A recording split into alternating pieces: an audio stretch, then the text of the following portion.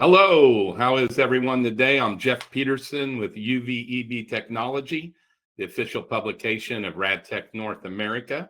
And welcome to our webinar today, our webinar series for UVEB Technology. And our speaker today is Jennifer Heathcote with GEW, and GEW is sponsoring our webinar today. Jennifer is the Vice President of Business Development for GEW. And Jennifer today is going to be speaking on a passionate subject of hers, and she's going to give us an update on mercury regulations for UV curing lamps. A couple quick things. Everybody is muted that's on the webinar. So if you do have a question for Jennifer, we'll take those at the end of the webinar and repeat them so everybody can hear them, and Jennifer can take a few minutes to answer those questions. And what you want to look at is the little question mark at the bottom of your page. So you can click that and write those in, and then we can go over those questions at the end. So without any further ado, Jennifer, I'm going to send it on over to you. Thank you, Jeff. And yes, this is an incredibly important topic. I probably get more questions on mercury regulation and the status of UV curing lamps than probably just about anything else. And the reason the topic is very pertinent today is, and we'll cover this during the webinar, is that the RoHS regulation, currently the exemption is in place until February 24th of 27. So we're in that review period, and there's a lot of people saying that the mercury lamps will be banned after February 24th, 27. I don't share that opinion. I do think the extension will be granted. But we want to talk a little bit about RoHS, what that evaluation process is like. We also want to talk about the U.S., what the EPA is doing, what the individual U.S. states are doing, as well as kind of the overarching regulatory framework, which is Minamata. And GEW has a vested interest in this. I mean, we are a manufacturer of UV curing systems, right? So we produce both ARC and LED. Our customers use our technology. They need to have the confidence that the technology is going to be around for a while.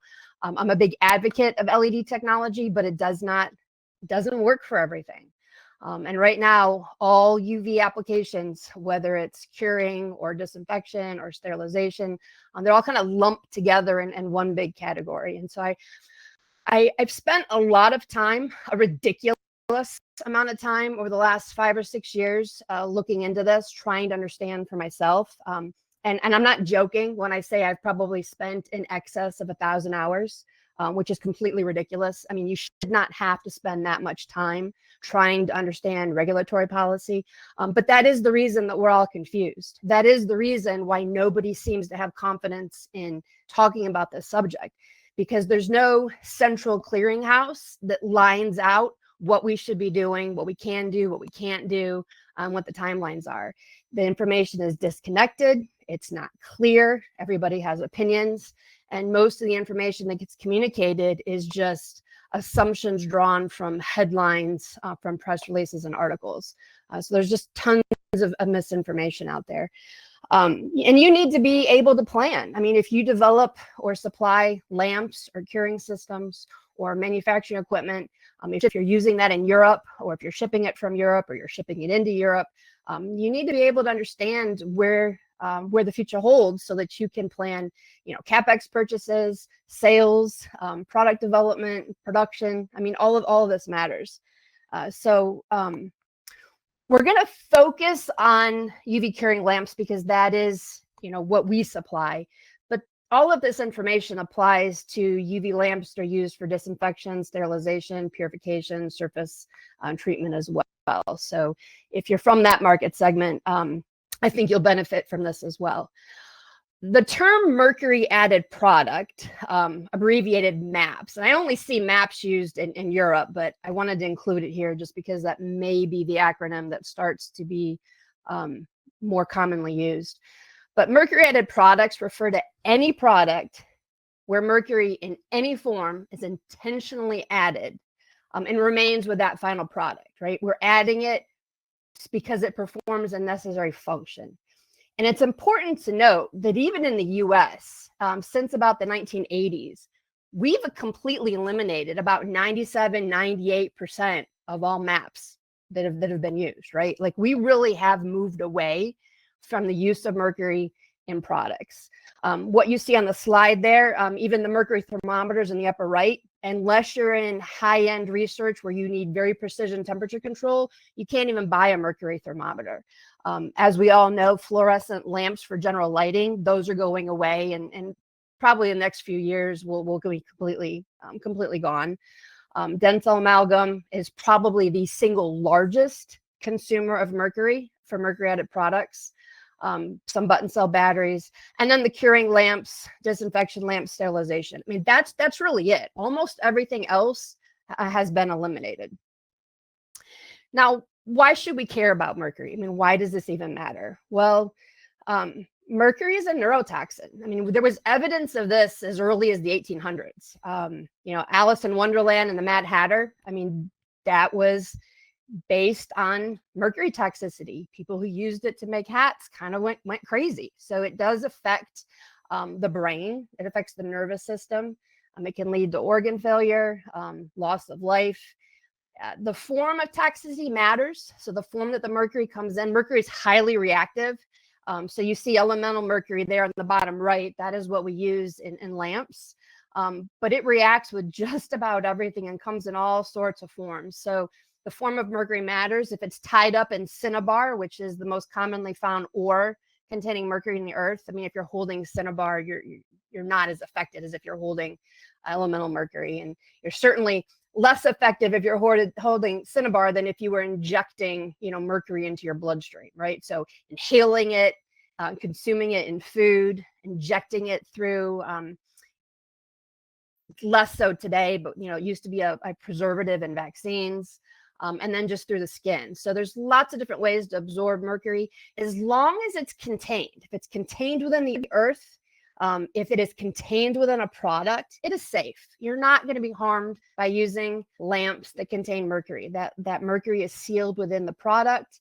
It's a very small amount of mercury, but it is toxic. And so the whole premise behind regulatory is to try to just keep mercury from entering the biosphere. And that's what we see here. So this diagram on the left shows what happens when mercury is released either into the water or to the air.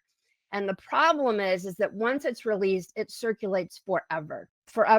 I mean, 60% of the mercury is just recycled every year.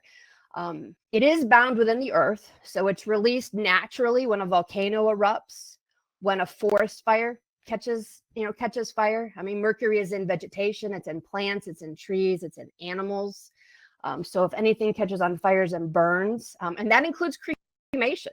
We have mercury in our bodies. And if you're cremated at the end of life, the crematorium has to report the emissions because it does release mercury into the atmosphere.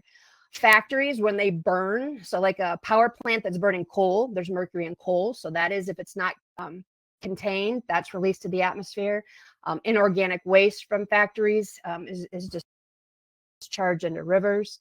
So everything that we do that puts it into the biosphere then results in this continuous circulation. And when that mercury gets into the waterways through a metabolic process in the smallest of organisms, it's converted into methylmercury, and then that works its way up the food chain. And the bigger species, the larger species of fish, tuna, sharks, they will certainly contain more mercury, which is why pregnant women, small children are always advised not to eat so much seafood because it can affect development of the fetus or the small child. So this is why we care. 10% of emissions to atmosphere come from natural occurrences. Again, volcanoes, fires, natural erosion. 30% are from anthropogenic activities. That's basically man-caused. And then 60% are just those legacy re-emissions. So every year when we add more mercury to the biosphere, it just continues to circulate.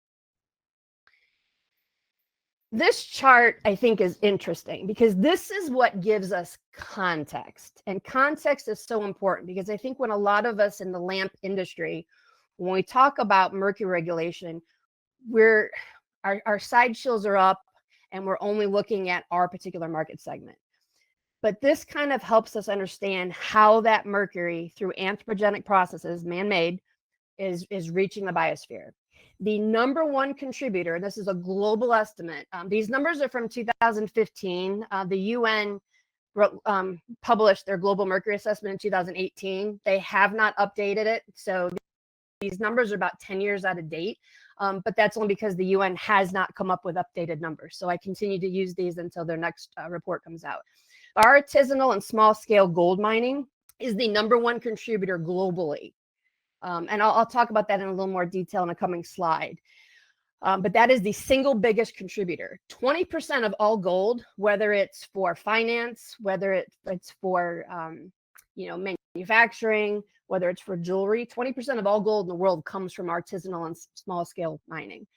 Combustion of coal. I mentioned earlier that mercury is bound up in coal. So when you have a power plant, you're going to release those emissions to the atmosphere. Metal production, cement production. Anything that's using earthly materials and is heating them to a very high temperature is going to release mercury to the atmosphere unless it's captured. Waste from products, right? If you dispose of waste or you incinerate waste, or there's mercury in there, that mercury, once it reaches not even that high of a temperature, it vaporizes and is released into the atmosphere. Biomass burning. If you're burning vegetation, if you're burning logs, if you're burning anything that drew its nutrients and its water from the earth, there's probably mercury in it. So if we were, and I want to give you some context. So Lighting Europe, and I'll talk about them in a little bit more in detail later, but Lighting Europe is an organization, and they've kind of estimated numbers around 2018 that the amount of mercury that the lamp industry, and it's all UV curing lamps. So it's your fluorescent it's just your medium pressure and high pressure mercury vapor lamps, right? So that's what we use in our industry. So collectively, all of those lamps in Europe were probably putting about 200 kilograms onto the market in 2018. Now, as long as you're recycling those lamps at end of use, none of that mercury is emitted to the atmosphere, 0. In Europe, you probably have upwards of 70% of lamp recycling. So 70% of that 200 is being completely contained and not released to the atmosphere. If we assume, and again, this is a big assumption because it's not the case, but if all of that 200 kilograms, let's say at the end of those lamp life, all of that 200 kilograms were released into the atmosphere, it would only represent 0.009% of all global emissions.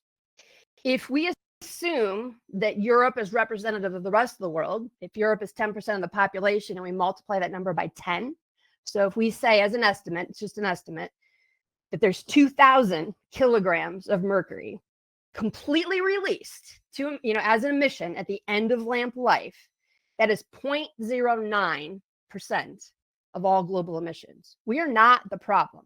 I'm not saying that we don't need to be cognizant that mercury is a toxin and we need to do our due diligence to make sure that we're using it safely and correctly in recycling lamps. But even if all mercury lamps for UV curing were released to the atmosphere, it is an insignificant contributor to the bigger problem. It's really mining and coal power plants and cement and other metals production. I don't have a chart for Europe. If you go on this link at the bottom, you can look at every country in the world. So I didn't have a collective graph for Europe, but here's the United States. So no mining in the US. There's no gold mining, artisanal small scale gold mining in the US. It typically occurs in the third world. There's none in Europe as well. The biggest contributing source of mercury in the US is coal combustion. And we were moving away from shutting down our coal plants until all of a sudden AI raised its hand and said, hey, we need the power. So now the coal plants, we're not shutting them down at the pace that we were before. And there are even advocates that are wanting to build more coal plants. So coal really is the primary source, second to mining for the world. Vinyl chloride monomer production, we used to do that in the US. We used to do it in Europe. All that has moved to Asia. There are other ways to do it that don't use mercury. So we've gotten away from it. And then cremation at the bottom. Cremation at the end of life is a significantly greater contributor of mercury to the atmosphere than any of the lamps we're using in UV curing. And then by comparison, here's one for China. So a little bit of mining, mostly coal. This chart is from 2018. China's been building lots of coal plants, primarily to feed the AI power demands. So this chart, if we were to redo it for today, the coal line is probably a multiple of what it is there. So the dominant risks of mercury exposure to humans are going to be dental amalgam, artisanal small-scale gold mining, and seafood consumption. Dental amalgam is the single largest consumer. So when I say consumer of mercury, it means we're using it in the product. Emissions is different, but dental amalgam probably uses in excess of 10% of all mercury that is consumed for products or processes in the world. It's the single largest. If you go to the dentist, which I hope we all do, but when we go to the dentist, if you're in the Western world and you get a filling, it's going to be a UV cured resin filling. And so it's easy for us to think, oh, well, we don't use mercury amalgam fillings anymore. That's old school. That went away in the 90s. Well, there's still 1 billion teeth that are filled annually. If you are in the prison system in the US and you need a filling, it's mercury amalgam. If you are in the US military, unfortunately, and you need a filling, you're going to get a mercury amalgam instead of a resin filling, which is unfortunate. We should be treating our military members a bit better than that. If you are using an inner city public dental service, or maybe you're a part of an Amish population or Native American population, you're relying on public health, you're getting a mercury amalgam filling. You know, the third world is still using amalgam fillings. So the focus right now, the #1 place in terms of mercury added products that we could eliminate mercury usage is in the dental industry. And so you're seeing the focus there more so than on UV curing lamps. Artisanal small scale gold mining is predominantly in the third world. Because it's their primary source of income. You'll have children as young as 5 or 8, you know, teenagers, young pregnant girls, women. They will procure some mercury, and they spend, it costs about, let me see my notes, about for $3 to $5 US, they can get a 10-gram bag of mercury. And then what they do is they go down to the gold mine, and the cinnabar mines are very accessible, you know, at the surface. And so they'll break off some of that ore, they'll chop it up and break it up into pieces in a bowl, as you see there. They pour the mercury in, the gold forms an amalgam with the mercury. An amalgam is just a mixture, so it becomes a solid piece.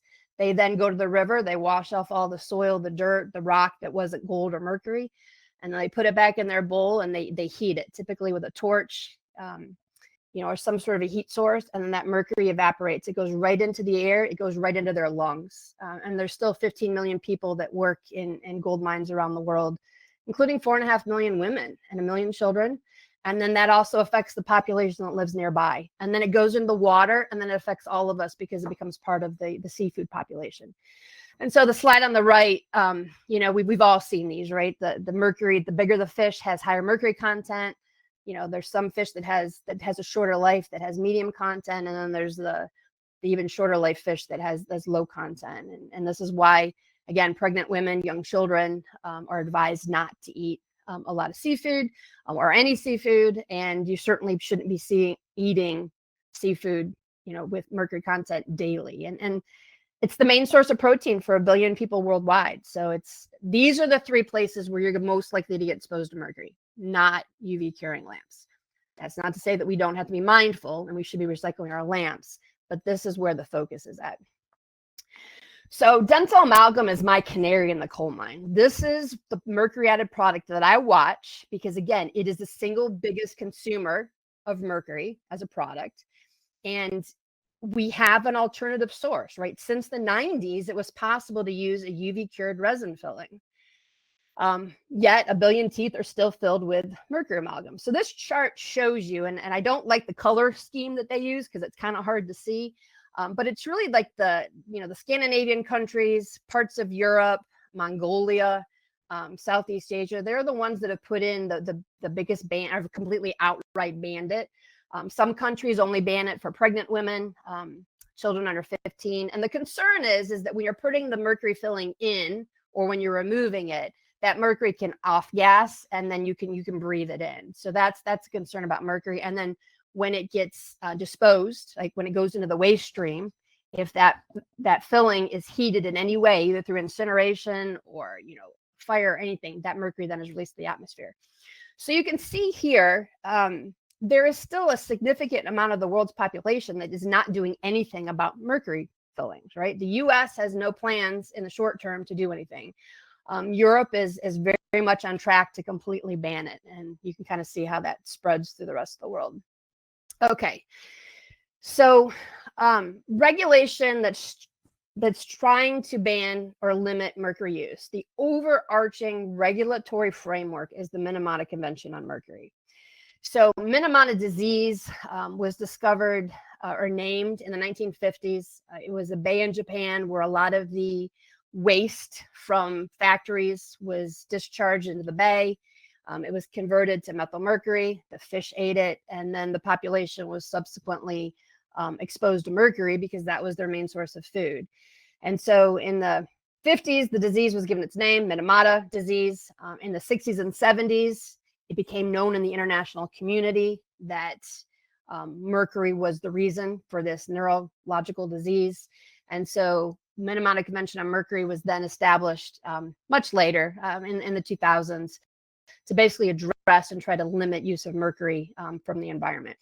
And today there's 151 countries that have ratified it. But the way international treaties work is they still require each and every country to pass legislation within their home country to make them compliant.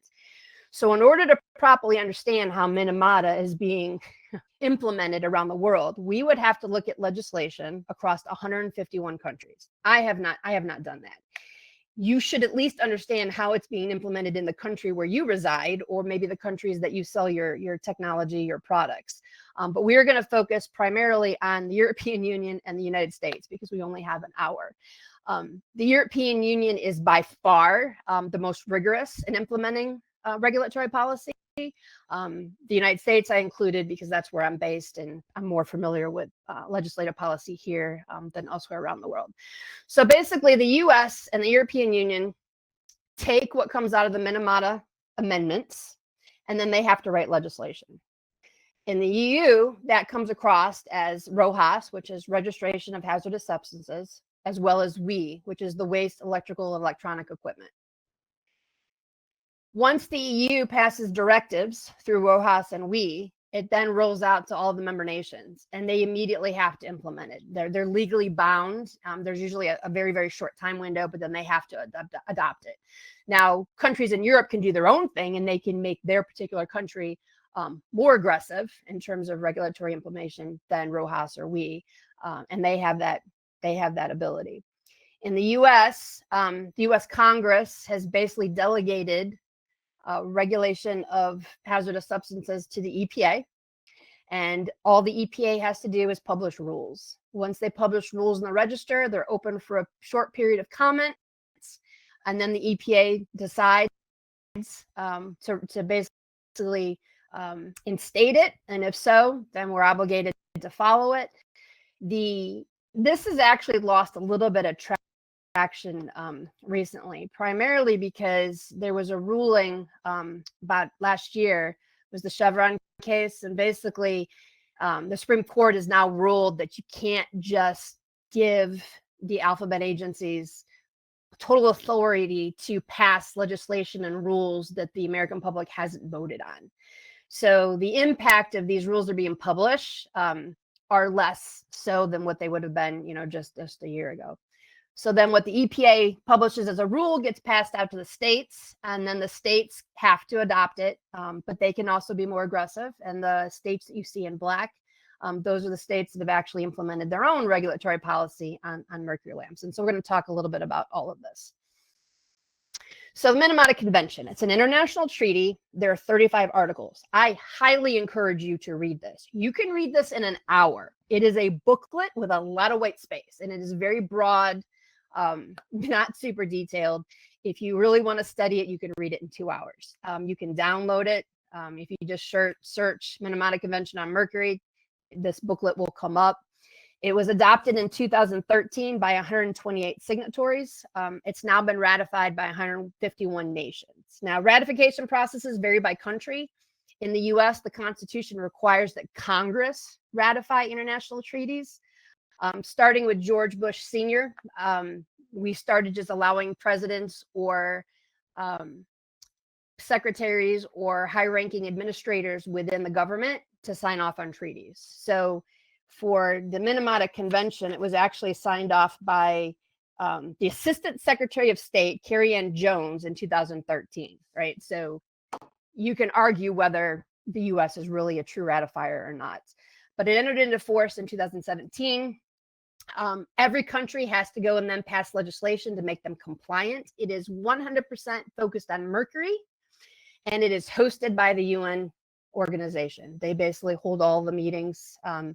And of all the websites, this is probably the most, there's not a lot of information there, right? So if you try to study and understand what's in Minamata, you can read this document you see on the right, but it is challenging to find any supporting information. It's the overarching body, but effectively it's guidelines, it's recommendations. There's no Minamata police, there's no UN police, there's no fine process that if you're not compliant, there's really no recourse. It's just basically the recommendations about what they want countries to do. So there's 35 articles. I'm just going to address a couple of them. Article 4 basically says that each signatory should not allow the manufacture, import, or export of mercury-added products, except where an exclusion is specified in Annex A, right? So Minamata bans mercury, but if you go to Annex A, you can see all of the areas, that are allowed. Article 6 says that renewable 5-year exemptions are available to a party upon request. These are the exemptions in Annex A. In purple, you can see where no feasible mercury-free alternative for replacement is available, right? So they give a carve out. If there's not an alternative that's not economical, technically viable, or practical, generally it gets an exemption. Article 17 focuses on information exchange, right? They want us to communicate to everyone the importance of minimizing use of mercury and good practices. But again, this website in the UN, there's not a lot of information there. You can read that mercury assessment paper from 2018, but there just is not a lot of information here. And yet that's supposed to be one of the signature pieces of this treaty. Article 18 is public information awareness and education. So all the signatories are supposed to promote, facilitate, and educate on this subject. And there is hardly any information out there. What you get is provocative headlines that basically scare and confuse everybody. And then Article 21 is reporting. And this is probably where we're seeing the most impact. The Minamata Convention on Mercury and the UN require every country to report how much mercury they're using. And it's on a periodic basis. I think it's every 5 years, maybe. And so every country should understand where mercury is being used, document the quantities, and then they have to submit the report. And that's pretty much what's happening. At the bottom here, I saw this about 2 weeks ago. So the current UN Secretary General was being interviewed, and this article, and the link there is at the bottom. But last year, the UN supported 27,000 meetings involving 240 bodies, and they produced 1,100 reports, which was a 20% increase since 1990. And the Secretary General basically said, nobody's reading this. So this is climate change, this is human rights abuses, this is mercury regulation, all of these reports that they're writing, it's the World Health Organization, the reports that they did in COVID. We're spending a lot of money to generate this, and nobody's reading it. So what that means is that nobody understands any of this. And even if you do read it, it's very hard to draw the proper conclusion. So I thought that was interesting. We're spending a lot of money and nobody's reading it. So the Minamata Conference of Parties is basically held every other year. Any nation that's a signatory, as well as NGOs, attend this event. The last one was held in 23, and the amendments that were passed show the phase-out dates for the products that you see there. Fluorescent lamps is at the bottom, but that's a very generic, broad category. There's not a lot of specifics behind that. Again, exemptions are granted where no feasible mercury-free alternative or replacement is available. If you try to dig through the Minamata legislation and try to understand this, you don't get very far. It's just not clearly documented and easy to find. But following COP5, there were no regulations, phase down or phase out timelines specifically for mercury vapor UV curing lamps announced. The next meeting of the parties will be November 3rd to the 7th in Switzerland of this year. So we will pay attention and we will see if anything else gets added. But at the moment, Minamata does not ban the manufacture, export, import, or use of UV curing lamps. Okay, so now let's move over to the European Union. Everything regarding mercury is funneled through RoHS. So the European Commission will issue directives to all member nations. All members of the European Union are legally required to adopt it within a very short period of time. It's binding, right? So RoHS was first issued as a directive in 2003. It was reissued under a new directive in 2011, and then the first one was repealed. So the RoHS legislation, sometimes referred as RoHS 2, but when you say RoHS, everybody knows what you mean, is from 2011. And then basically there are periodic reviews of those substances where the amendments are either, the extensions are either granted or revoked or further clarified. And then this also includes waste electrical and electronic equipment. And that part of the directive was published in 2012 and then again in 2018. So I apologize that the slide is busy, but it literally contains everything that you really need to know about RoHS. So I mentioned it's regulation of hazardous substances for electrical and electronic equipment and the waste stream, right?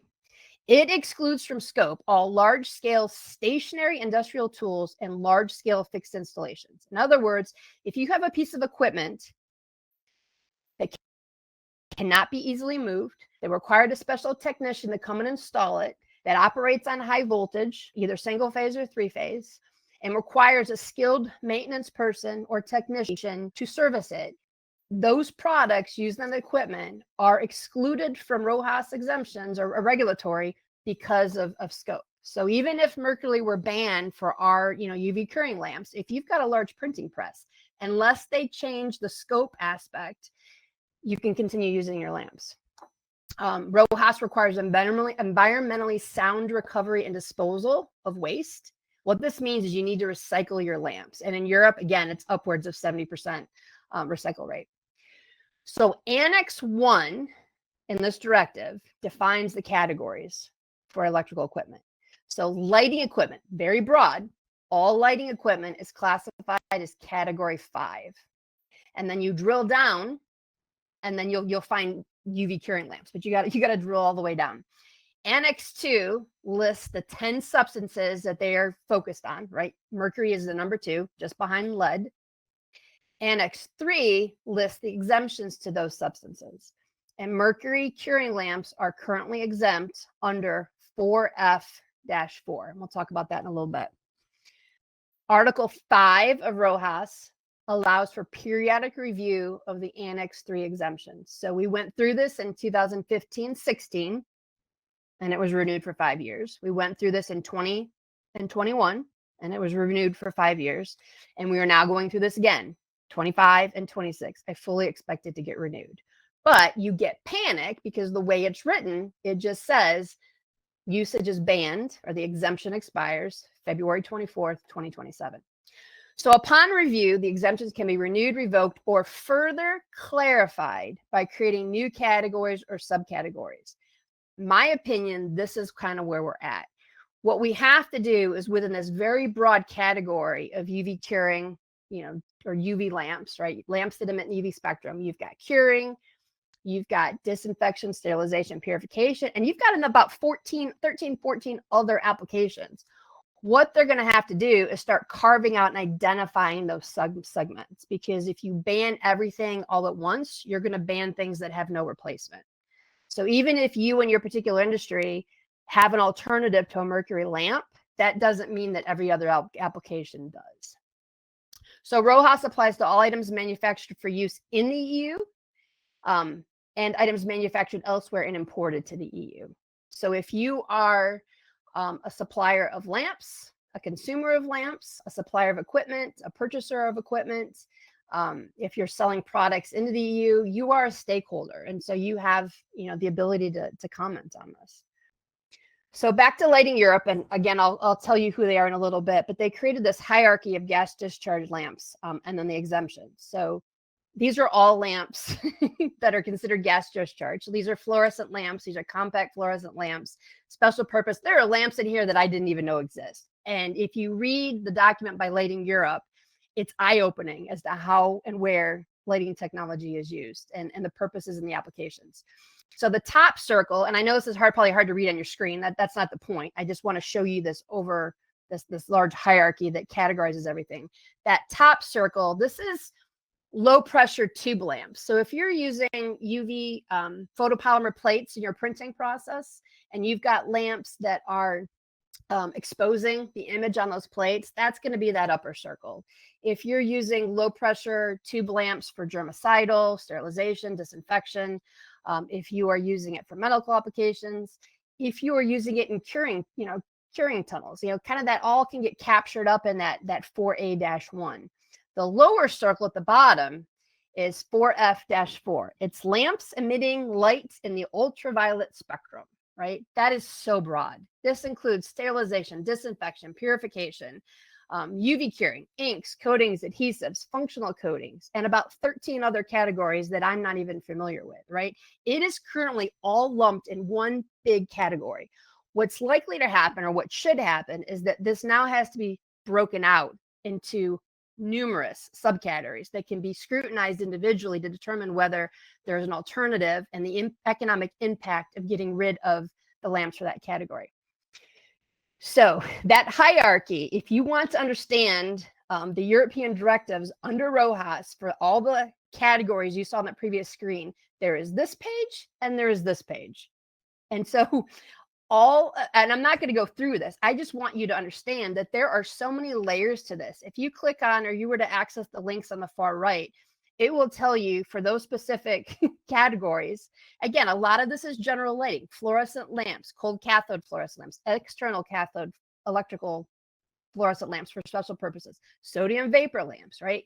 They have to break these down. And so the bottom row of this table, that's where we reside. We are one small segment in all of these categories, and our small segment is massively broad, right? We've got to start fine-tuning that and carving out all the different applications. And then there at the top is your low pressure discharge lamps. Okay, these next two slides, I don't want you to focus on the detail. The detail is not important, and it may be hard to read on your screen. What I want you to see is the pattern that's evolving. So, 15 years ago, when we went through a RoHS review process in 2010 through 2011, the outcome was these 7 different categories, right? So the first one, 4A, was low pressure mercury lamps. The bottom one was mercury for special purposes not mentioned anywhere else. So that's where we were. We were in this well, if you don't see it anywhere else in the document, then that applies to you. And so that's where we were captured. 5 years later, we went through another review process, and the people that use the 4A lamps got a little concerned, right? Because that is general lighting. And there were all these special purposes in UV curing that use fluorescent tube lamps. And so what happened is they carved out another segment, right? So this new category was created. We kept general lighting separate so we can ban that, but we created this new category for UV curing, and that's what you see as 4A-1. But then they got to the rest of us. They said, well, we really didn't have enough information, so we'll just renew it for 5 years, and it's basically all discharge lamps not mentioned anywhere else, and that's where we existed.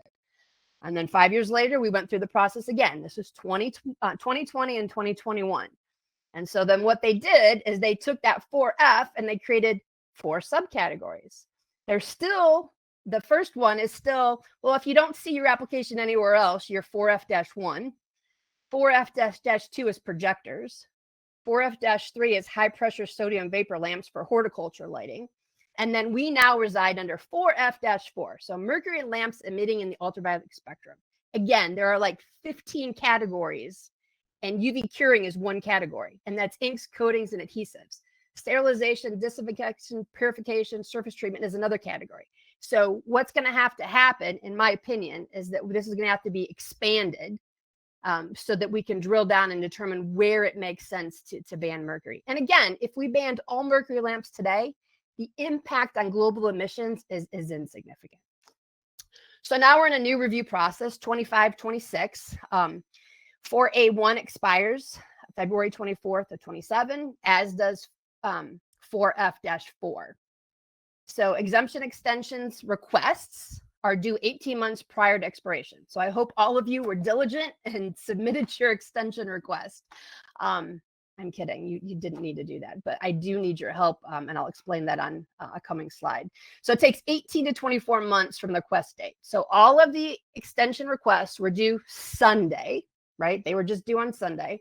And in 18 to 24 months from now, we will know whether they're going to renew the exemption. And again, I fully expect it to get renewed.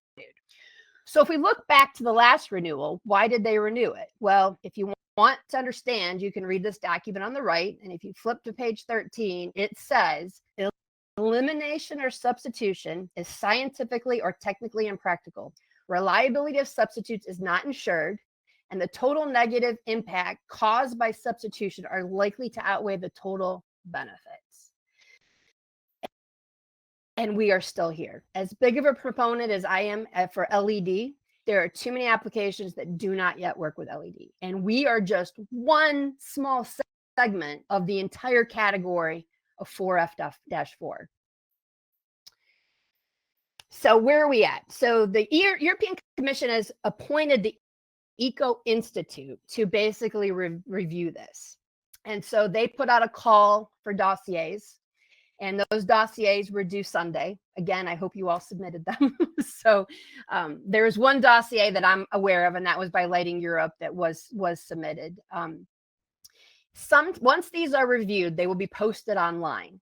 And then all of us on this call are stakeholders. Stakeholder comments in support or opposition of those dossiers will be requested. You have a 6-week window to submit your comments. I encourage all of you to do it. GEW did it 5 years ago. RadTech North America has done it for the last 3 times and will continue to do it again this year. So this is the process. The Eco Institute at the top is going to review the use of UV lamps that emit in the UV spectrum. 5 years ago, both Lighting Europe and VDMA, which is a German machine building association, they both submitted dossiers. I've read the draft for Lighting Europe that they finalized and submitted on Sunday. I don't know if VDMA is submitting it. I hope they are. So those were due on Sunday. The Eco Institute will review those and then post them online. So for all of us to read, and then you can submit your comments. 5 years ago, this is the list of companies that commented on 4F. The companies highlighted in purple are the ones that I was familiar with. If you see your name on there, your company's name on there, then you did your part and you submitted comments. If you do not see your name on there, and you were either using or selling or manufacturing lamps in Europe, or buying product from Europe, then I encourage you to submit comments. And I don't know when that will happen, but it'll be sometime in next calendar year, probably. So confusion over RoHS Mercury regulation is completely understandable, because what happens is the European Commission will issue a press release. So the top one is dated February 7th, 2024, and it reads, Commission welcomes provisional agreement to ban all remaining intentional uses of toxic mercury in the EU. Right? So press release from the EU, from the European Commission. So from that come lots of other articles. I only grabbed one, but this particular one came out 2 days later. It was an article. It said plans for a total ban on toxic mercury in the EU by 25. They reached an agreement and they're going to phase out mercury with an emphasis on dental amalgam, lamps, and environmental safeguards, right? So people see this, they read the article. There's never any information in the article. And then they post things on LinkedIn. They write their own articles and they tell their customers, or they tell people in the industry, oh, lamps are banned. Well, it's 25, and I'm assuming all of you have not stopped running your press because the lamps have not been banned, right? So we got to be careful about just running with headlines. And the reason people use headlines is because it's so hard to really understand what's going on. All right, let's move to the U.S. So the Toxic Substance Control Act was passed in 1976 and remained unchanged, right? There was a list of very harmful, materials, chemicals that we weren't allowed to use, lead, mercury, cadmium, but really not much happened until 2016 when Congress passed a new act. It was called the Lautenberg Act, and it effectively replaced TSCA. And the Lautenberg Act basically said, Congress is busy, so we're going to let the EPA handle this. So Congress just basically pushed it off onto the EPA and said, yeah, you're in charge. You figure out what to do with all these, with all these materials that are toxic, right? Well, in 2018, the EPA published a rule.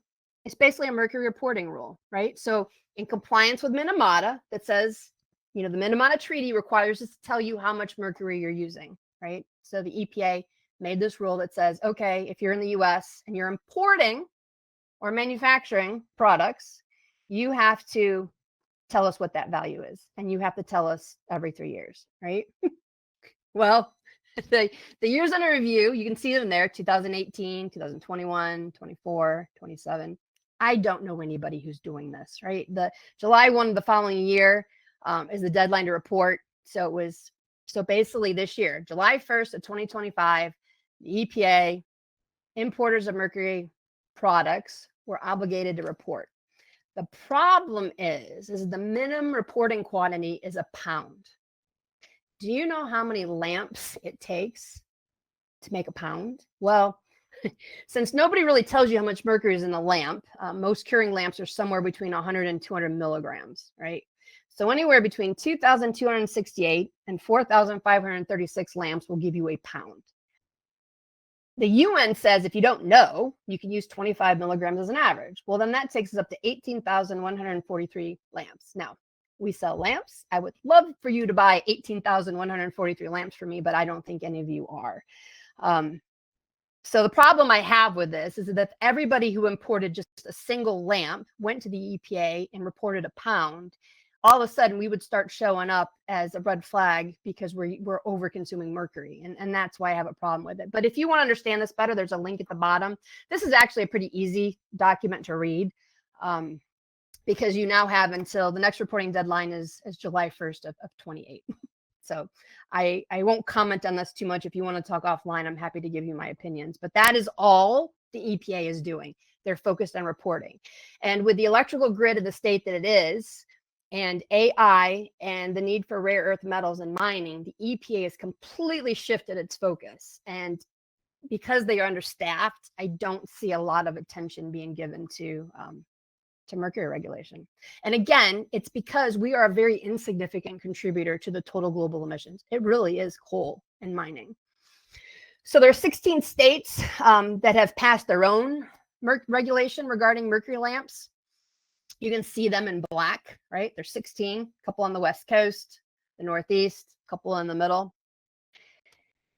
These are all focused on general lighting, right? It's general service lamps, GSL, compact fluorescent lamps, CFL, linear fluorescent lamps, LFL, linear fluorescent tubes, LFT.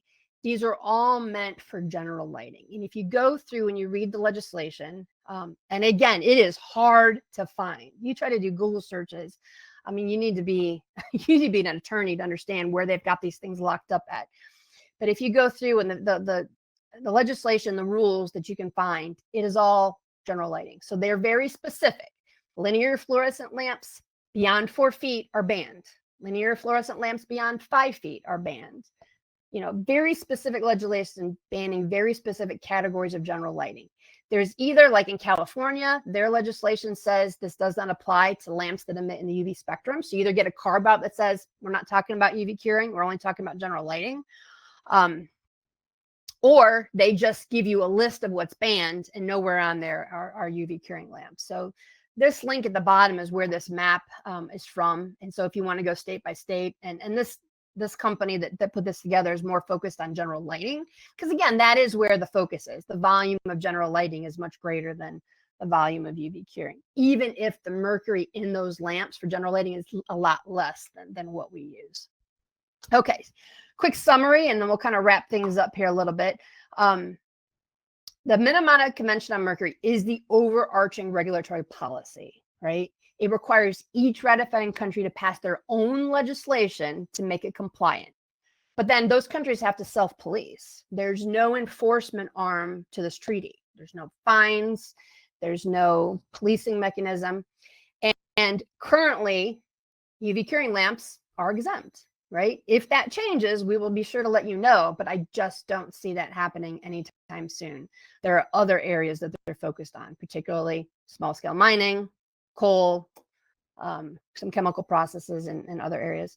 So RoHS, the current exemption, as I've said many times in this webinar, expires February 24th of 27. It is most likely to be extended. I cannot, after pouring through all of this, understand how they could ban an entire category where the bulk of it does not have an alternative. UV curing lamps, even if they did, UV curing lamps are still allowed either way due to the scope, right? If it's large scale fixed stationary machinery, it is exempt by nature. So unless they change that, even if they ban lamps, you'd still be able to use them. And then in the US, the EPA is focused on reporting, right? They don't even understand or are trying to figure out how much mercury is even being used. And it only applies to if you are a manufacturer or importing into the country. And then, as I mentioned, there's 16 states that are doing their own thing, but right now it only applies to general lighting. It does not apply to UV curing lamps. So what does this mean, right? What does this mean for UV curing? I mean, that's why you're all on this webinar. It's either for UV curing or disinfection, sterilization, and purification. Well, at the moment, there are no restrictions in any country worldwide that I have seen that specifically ban mercury, UV curing lamps from production, use, export, import, general shipment. And there's no new restrictions specifically addressing mercury vapor lamps anticipated in the immediate term. What I think is going to happen is this broad category that we're all lumped into, 15 different applications, UV curing just being one of those 15, sterilization, disinfection, purification, one of those 15. What I think is going to happen is you're going to start to see RoHS either this time or 5 years down the road start to carve out new subcategories. So it could be a category, could be use of UV lamps emitting in the ultraviolet spectrum for curing graphic inks.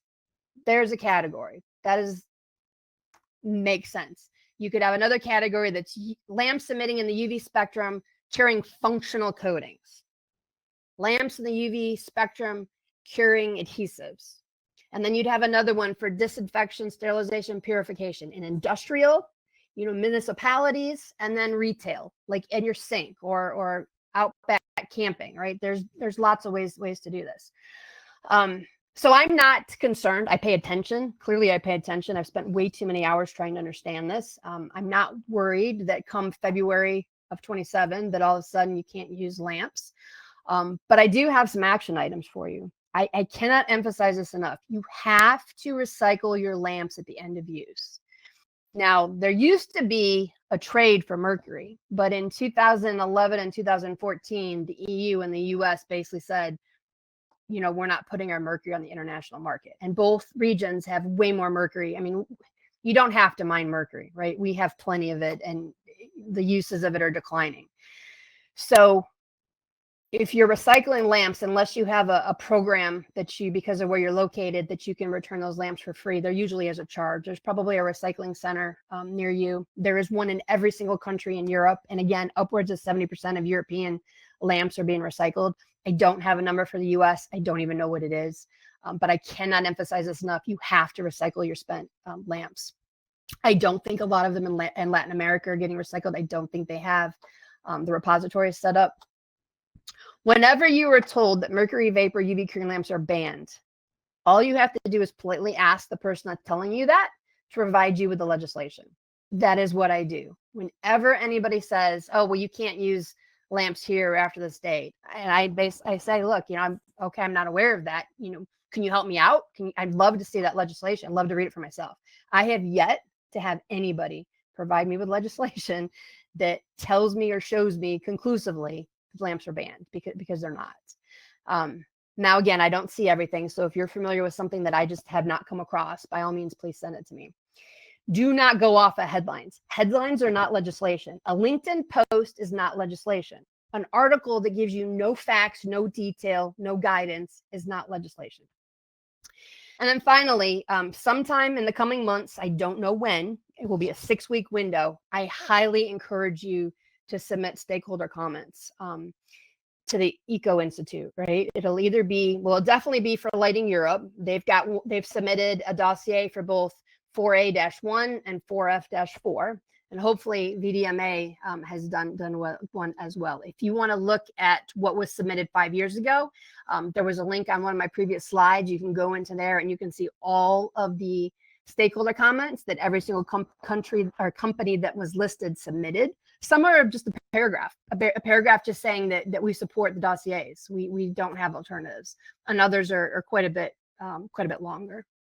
So with that, my last slide here is that regulation doesn't drive change. As much as people want to say that the regulators are in charge, and to some degree they are, like if they want to pass regulation, they can, but they don't have a magic wand. They can't force us to use products that don't exist, right?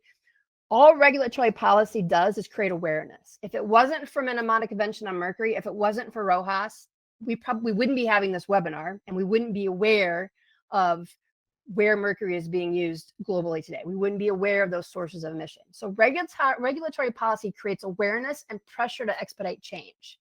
We've all been under pressure for the last 20 years to find alternatives to mercury curing lamps. We have LEDs. They don't work for everything yet. The technology is getting better.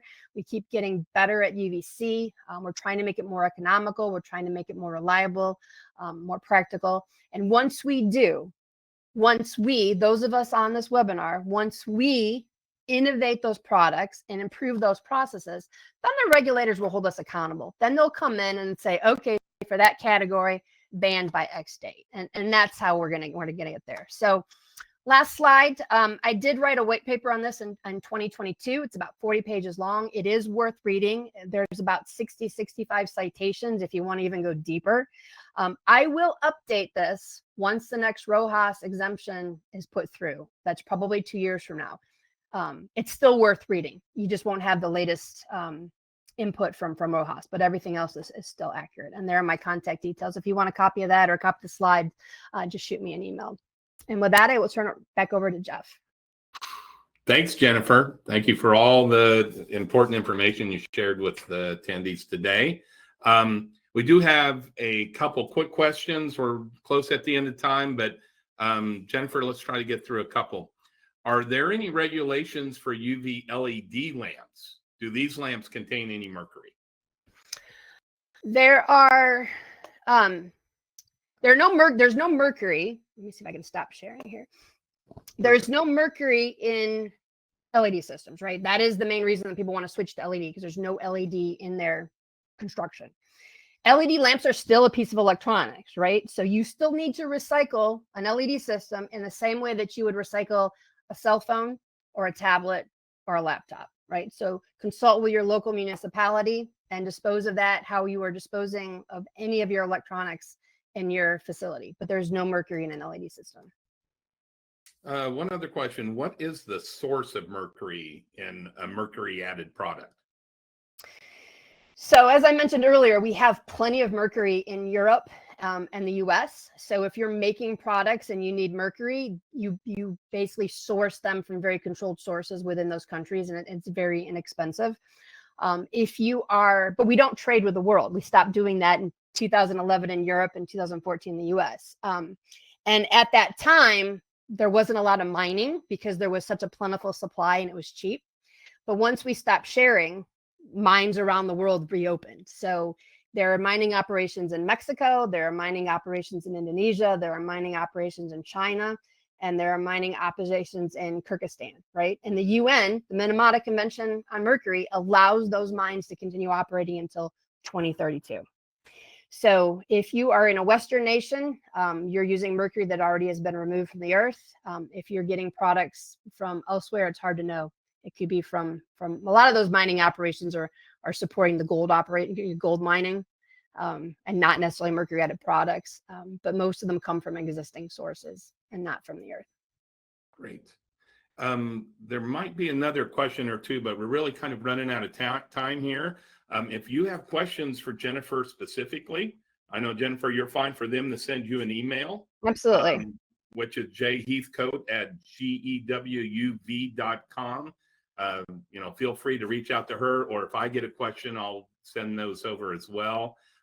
Jennifer, thank you so much for Absolutely. your webinar today. I really appreciate the time, and it was very informative information. Thank you very much. Thank you. Have a good afternoon. Bye.